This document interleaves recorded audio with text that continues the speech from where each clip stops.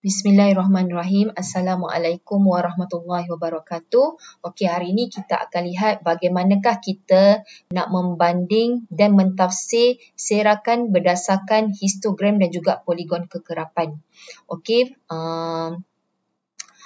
untuk kita lihat ini, kalau kamu semua scan QR code di sini, dia akan keluar latihan ini. Okey, so ini kita hanya berbincang sahaja.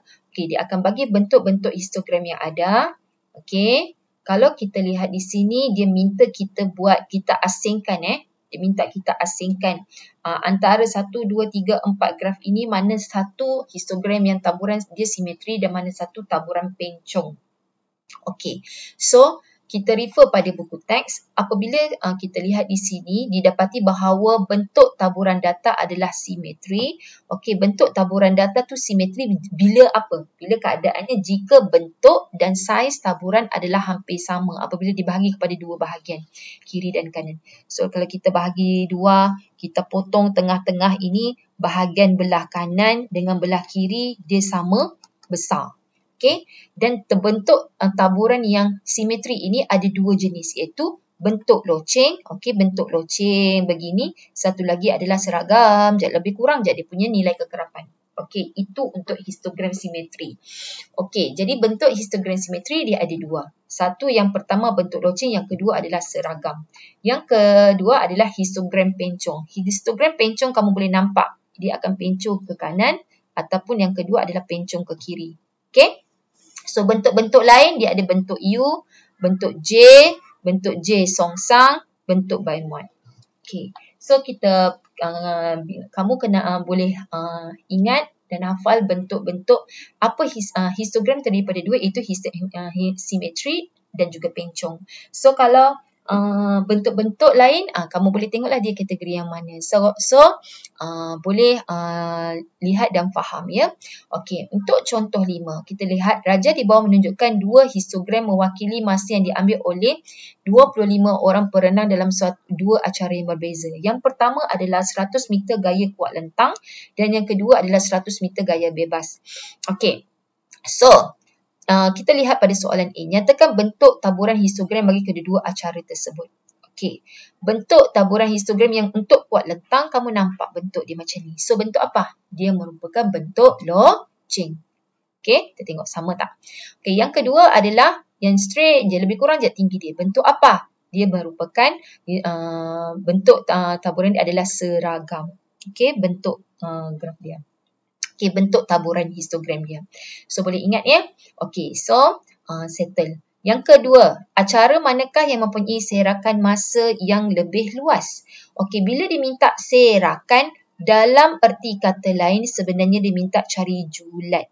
Ingat tak yang kita belajar julat, kita akan ambil nilai paling besar tolak nilai yang paling kecil. Okey, nilai yang paling besar tolak nilai yang paling kecil. Okey, so untuk soalan yang macam ni, kita nak cari julat, kita boleh kenal pasti dahulu apakah nilai titik tengah bagi kedua-dua ini. Okey, kita ambil 74. Okey, ni kamu nampak tak ini? Untuk 74.5 dengan 69.5 tu tadi, kita cuba kira. Cara dia kira kita nak cari titik tengah adalah kita ambil 74, okey, 74.5, kita tambah dengan 69.5, lepas tu kita bahagi dengan 2. Okey, so kita akan dapat 72. Cari dahulu titik tengah untuk yang titik tengah yang pertama. Okey, itu yang ini kita dapat 72 dan iaitu titik tengah paling kecil dan titik tengah yang paling besar. Okey, so begitu juga dengan graf gaya bebas. Kita ambil nilai titik tengah paling kecil, kita kira ni 74.5 tambah 69.5. Okey, 74.5 tambah 69.5. Kita bahagi 2. Kita akan dapat 72. Titik tengah paling tinggi 87. So, bila kita cuba kira, okey, untuk cari julat, kita akan ambil 102 tolak 72. So, 102 tolak dengan 72, kamu akan dapat dia punya julat adalah, untuk graf ini kita akan dapat 30. Okey, kita cuba kira lagi yang ini. 87. Okey, 87 tolak dengan 72. Tolak dengan 72. So, kita akan dapat 15. So, ini dia punya julat 30. Ini kita akan dapat berapa? 15. So, di antara graf gaya kuat lentang dengan gaya bebas, mana satu julat paling besar? Gaya kuat lentang. Betul? So, acara manakah yang mempunyai serakan masa yang lebih tinggi, yang lebih luas? Iaitu gaya 100 meter gaya kuat lentang. Berikan sebab anda kerana, kamu boleh tengok di sini, beza masa yang diambil adalah lebih besar iaitu 30 saat. Beza masa itu kita ambil daripada nilai julat tadi. Okey? Antara gaya kuat lentang dan gaya bebas, acara manakah yang menunjukkan prestasi perenang yang lebih baik? Okey. Macam mana kita nak lihat dia punya prestasi? Okey, kita akan lihat dia punya catatan masa lah. Siapa yang boleh berenang masa yang paling singkat, so dia akan menang kan secara logik dia. Okey, berenang paling laju, masa lebih singkat. Jadi, siapa yang sampai dulu kat garisan penamat, so masa dia cepat lah. Jadi, semakin singkat masa, semakin dia punya prestasi lebih baik. Betul? Tapi kalau kita bandingkan kedua-dua ini, okey, ini untuk graf gaya kuat lentang, ni 1 meter gaya kuat lentang. Okey, kalau dilihat taburan dia punya masa, ada yang sampai 72, ada 102. Ini paling sehingga catatan masa sehingga 104.5 saat. Yang ini paling-paling sampai 80, kiranya catatan rekod dia ini lebih kurang je semua, tidak sampai 100 saat pun. Okey, so acara 1 meter gaya bebas mempunyai prestasi perenang yang lebih baik kerana kebanyakan catatan masa perenang adalah baik. Majoriti macam ni ada yang paling lama, ada yang paling okey, ada yang tak okey. So, 100 meter gaya bebas mempunyai prestasi perenang yang lebih baik kerana kebanyakan catatan masa perenang adalah lebih baik. Okey, tadi adalah histogram. So, sebelum itu, okey, menentukan bentuk taburan menggunakan tangan. Okey, kamu boleh nampak di sini, okey. Kalau kita letak tangan di sini, dia pencong ke kanan. Ni tengok kanan. Bila letak macam ni, dia pencong ke kiri. Okey, ini adalah salah satu tips kita nak ingat bentuk graf itu sama ada pencong ke kanan atau pencong ke kiri. Boleh guna kaedah tangan. Okey, untuk contoh 6. Tadi kita pergi pada histogram. Sekarang kita pergi pada contoh 6. Poligon kekerapan di bawah menunjukkan harga jualan rumah yang dijual oleh 2 buah kawasan yang berlainan bagi tempoh 6 bulan yang lepas. So, kita ada 2 graf. Okey, ini adalah kawasan A, ini adalah kawasan B. Okey, sekarang kita nak cuba jawab soalan berkaitan dengan graf ini. Nyatakan bentuk taburan bagi kedua-dua kawasan ini. Bentuk taburan bagi kedua-dua kawasan tersebut. Okey, kalau kita lihat di sini, kita tengok nyatakan bentuk taburan. Okey, kalau bentuk taburan kita boleh guna kaedah tangan tadi itulah. Okey, bila kita letak tangan, okey, memang kita akan nampak graf A ini pencong ke kanan, betul tak? Graf B ini pencong ke kiri. So, kita dapatlah bentuk taburan bagi harga jualan ialah graf kawasan A ialah pencong ke kanan, manakala yang bahagian B adalah pencong ke kiri. Okey, so yang B, bandingkan serakan harga jualan bagi kedua-dua kawasan tersebut. Tengok perkataan serakan. Saya bagi tips kalau dia minta serakan, so sebenarnya dia minta kita cari julat. Julat. Okey, so kita akan ambil nilai paling besar tolak nilai paling kecil. Sama juga dengan kaedah tadi, kita akan ambil nilai ini. Nilai titik tengah yang paling besar tolak yang paling kecil. Yang paling besar tolak yang paling kecil. Okey, cuba kamu tolak sendiri. Cari, kenal pasti nilai titik tengah di sini. Macam mana kita nak cari titik tengah di sini? Kita akan ambil nilai ini, kita bahagi 2 dapat di sini. Kita akan ambil nilai ini. Okey, macam mana kita nak kenal pasti titik tengah di sini? Akan ambil nilai ini tambah, kita bahagi dengan 2. Kita akan dapat nilai yang titik tengah yang paling besar. Okey, iaitu harga. Titik tengah tu adalah harga jualan. Paling besar berapa, paling tinggi berapa, harga jualan paling rendah berapa. Yang ini pula adalah harga jualan paling rendah berapa untuk graf B. Ini adalah jualan harga paling tinggi untuk graf B. Ini harga jualan paling tinggi untuk graf B. Ini harga jualan paling rendah untuk graf B. Ini merupakan harga jualan paling tinggi, tinggi untuk graf A. Ini jualan harga paling rendah untuk graf A. Okey, so kita try tolak.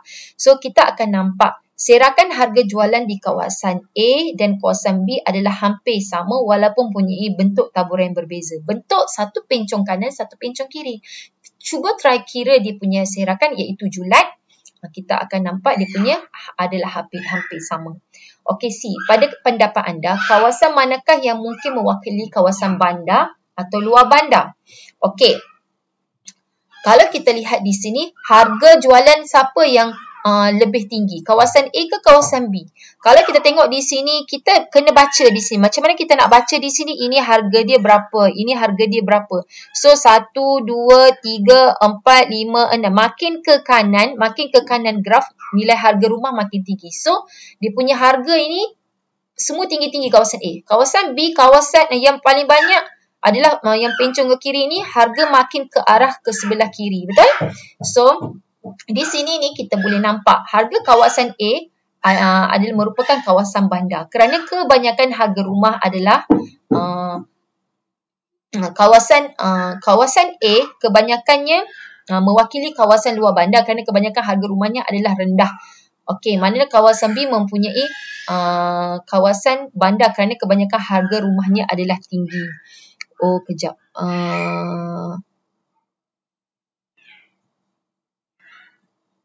Okey, kita bandingkan. Okey, sorry ya. Kita bandingkan graf A dengan graf B. Cikgu salah tengok ni. Okey, graf A ni kan. Okey, semakin ke kanan, harga makin tinggi. Tapi kita kena lihat nilai setiap satu ini. Okey, kebanyakan harganya berada di kawasan mana? Bukan kata bila dia pencong ke kanan harga makin tinggi, bila pencong ke kiri harga makin rendah. Bukan itu cara dia. Kita kena lihat setiap satu yang dia plot ini tu harga dia di kawasan mana. Okey, kawasan mana mana yang mempunyai kalau macam contoh dia punya di sini kan ada berapa unit rumah yang harga dia sekian-sekian. Okey, contoh katakanlah okey, cikgu padam dulu.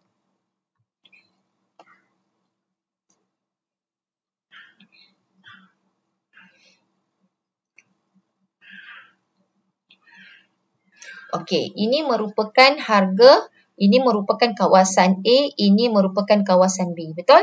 Okey, kita nak lihat, okey, contohlah di sini. Katakanlah titik tengah, okey, katakanlah kita punya harga di antara 134,995 dengan 99,000 di sini.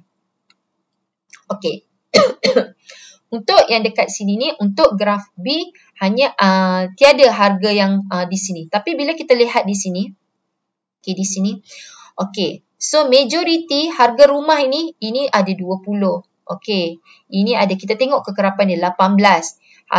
Yang harga di antara 23,000 dengan 274,000, catatan kekerapan dia adalah lebih kurang 12 unit. Begitu. So, kita boleh lihat kawasan mana yang mempunyai harga yang paling tinggi dan kawasan mana yang majoriti harga dia paling rendah. Okey. So, kalau kita lihat di sini, ini satu lagi, ini 8 unit untuk harga di antara ini. Okey. Kemudian, kita lihat untuk graf A pula. Untuk graf A pula, okey, dia punya harga jualan dia kan. Harga jualan dia di antara 64,099 dengan 99,000. Okey, berapa unit rumah yang ada lebih kurang begini. Okey, so kita kena lihat kawasan mana yang mempunyai harga yang lebih rendah dan mana satu kawasan yang mempunyai harga yang tinggi. So, untuk ini kawasan A mewakili kawasan luar bandar kerana kebanyakan harga rumah adalah rendah. Manakala kawasan B mewakili kawasan luar bandar kerana kebanyakan harga rumahnya adalah tinggi. Kenapa kita boleh assume yang kawasan A ini adalah kawasan luar bandar? Dan kenapa kita cakap harga rumahnya adalah rendah? Betul? Okey, dan kenapa kita cakap kawasan B adalah kawasan bandar? Dan kenapa kita boleh cakap kebanyakan harga kawasan rumahnya adalah tinggi? Okey. So, kita lihat kita lihat dia punya nilai kekerapan untuk setiap harga. Ini untuk harga di antara ini 8 unit, ini lebih kurang 10 unit, ini adalah 8 unit. Kalau kita lihat di sini, ini lebih kurang 18 di antara 19. So, kita boleh lihat harga-harga dia. Okey, untuk kawasan B ini, kebanyakan unit rumah ini berada di harga yang tinggi. Betul. Di sini harga unit rumah dia berada di kawasan harga yang rendah. So, kita boleh assume bahawa, okey, jangan kamu keliru dengan cara nak buat cepat si X tadi. Semakin ke kanan, semakin tinggi harga. Semakin ke kiri, semakin kurang harga. Makin kecil. Tetapi untuk kita tentukan dia punya harga rumah yang kebanyakan harga rumah harga rumahnya adalah rendah atau tinggi, dia bergantung kepada di antara harga jualan itu berapa banyak unit rumah yang ada di kawasan. Contoh macam sini, ni sampai 12 unit, ni 18, 20, 8. Cuba kamu tambah 12, 18, 28. Okey, jadi majoriti harga kawasan B itu adalah tinggi. Yang ini pula, cuba kamu tambah di sini. 18, 10, 9, 18. Masih lagi kawasan B yang harga lebih tinggi berbanding kawasan A. So, kita boleh assume bahawa kawasan A adalah kawasan luar bandar, kawasan B adalah kawasan bandar. Okey, itu sahaja. Terima kasih.